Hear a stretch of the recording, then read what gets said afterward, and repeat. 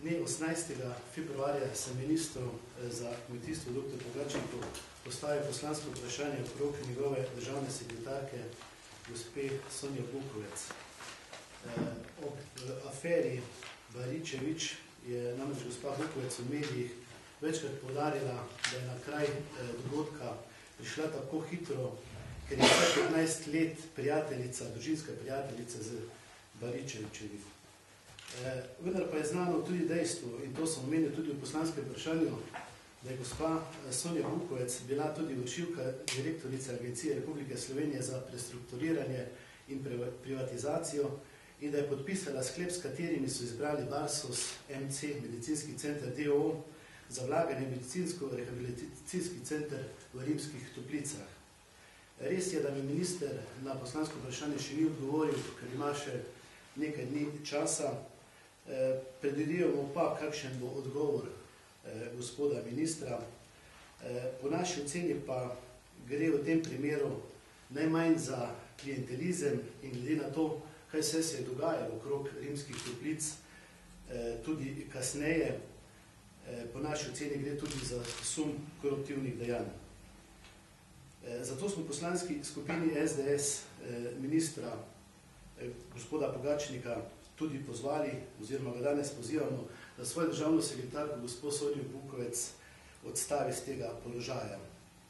Te dni smo namreč dobili še dodatne dokumente, ki kažejo na to, da je prišlo v času nekje od leta 1999 pa tja do leta 2004 za sume velikih koruptivnih dejanj. In to vse od razpisov do kasnejših odločitev najrazličnejših komisij, do cenitev premoženj v Rimskih Toplicah in do raznih dajanj soglasij za kredite. Gre pa za to, da se je favoriziralo točno določene posameznike.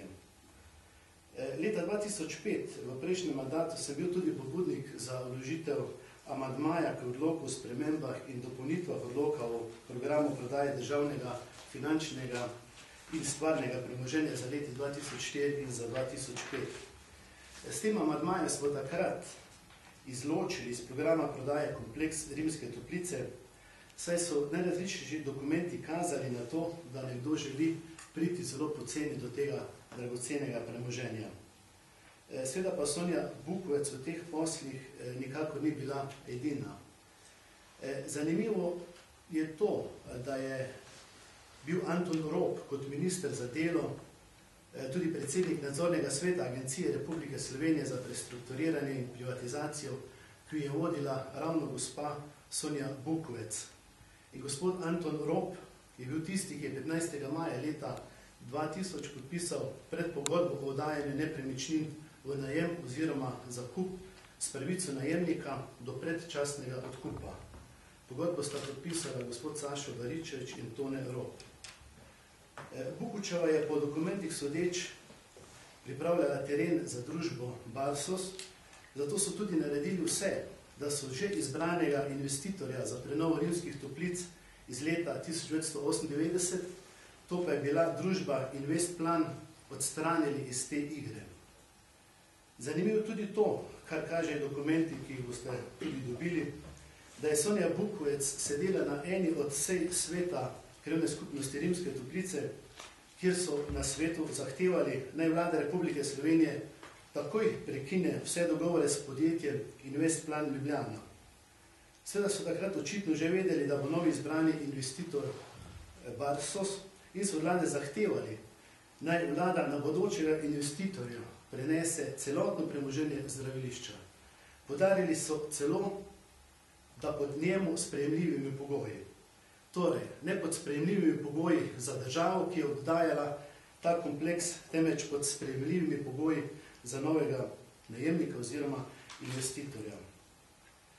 Sonja Bukovec ni bila le tista, ki je kot vršilka dolžnosti agencije podpisovala pogodbo z izbrano družbo Barsos MC. Leta 2000 se je v te namene tudi ustanovila nova družba za revitalizacijo Rimskih Toplic, to je medicinsko-rehabilitacijski center, katerega soustanoviteljica je bila tudi družba Barsos. In zanimivo, Sonjo Bukovec je Vlada imenovala v nadzorni svet te družbe. V tej zanimivi zgodbi okrog rimskih toplic nastopa tudi takratna ministrica za regionalni razvoj Zdenka Kovač, ki je bila državna sekretarka, takrat, ko je bil Tone Rop minister. Ko pa je Tone Rop postal predsednik vlade, je gospa Kovač postala ministrica za regionalni razvoj. To je zelo zanimivo eno datumsko sosledje. 18.6.2004 je bil sprejet sklep s strani Javnega sklada Republike Slovenije za regionalni razvoj in ohranjanje poseljenosti slovenskega podeželja, ki je sodil pod ministrstvo gospe Kovačeve, da se podjetju Barsos MC za projekt Rimske Toplice odobri posojilo v višini več kot 258 milijonov tolarjev, takratnih tolarjev oziroma nekaj več kot milijon evrov. Ta kredit pa je bil zavarovan za vsega 2 hektara zemljišč v lasti Barsosa na področju kompleksa Rimske Toplice. V tem času pa je družba Barsos imela po podatkih AJPES-a negativno finančno stanje. Mesec dni zatem, bilo je 27.7., pa je ministrica Zdenka Kovač poslala Komisiji vlade za kadrovske in administrativne zadeve dopis, v katerem je za sejo komisije predlagala sklep, da se nepremično premoženje v okviru zdraviliškega kompleksa Rimske Toplice proda z metodo javne dražbe in da se v razpis vključi tudi dodelitev koncesije za izrabo naravnega vira, to je termalnega vrelca oziroma več vrelcev, ki so na tem področju. Podjetju Barsos MC je bilo, kot smo videli prej, odobreno posojilo v višini 258 milijonov tolarjev oziroma dober milijon evrov. Cena za celoten zdraviliški kompleks, izklicna cena za celoten zdraviliški kompleks pa je znašala 180 milijonov tolarjev oziroma dobrih 750 tisoč evrov. Imamo tudi pogodbo, ki boste tudi dobili, s katero je takratno ministrstvo za malo gospodarstvo in turizem dodelilo družbi Barsos MC nepovratna sredstva za financiranje zdravilišča Rimske Toplice v višini 65 milijonov tolarjev. Ne vemo, ali je bila ta transakcija izvedena ali ne, o tem bomo še skušali pridobiti podatke. Prej sem že omenil družbo Medicinsko-rehabilitacijski center. Očitno, ko je bilo jasno, da samo podjetje Barsos MC tega posla ne more speljati, je bila ustanovljena nova družba, katere so ustanovitelj oziroma družabnik je bil Barsos MC, ter še nekatere slovenske banke, zavarovalnica Triglav, Unior Zreče in drugi. Predstavnica vlade v družbi Medicinsko-rehabilitacijski center je bila od 30. avgusta dalje tudi gospa Sonja Bukovec, takrat že zaposlena na Agenciji za kmetijske trge in razvoj podeželja. Zanimivi so še nekateri drugi podatki. Ropova vlada je 2.12., torej en dan preden je nastopila oblast oziroma preden je prevzela odgovornost za upravljanje s to državo vlada Janeza Janše,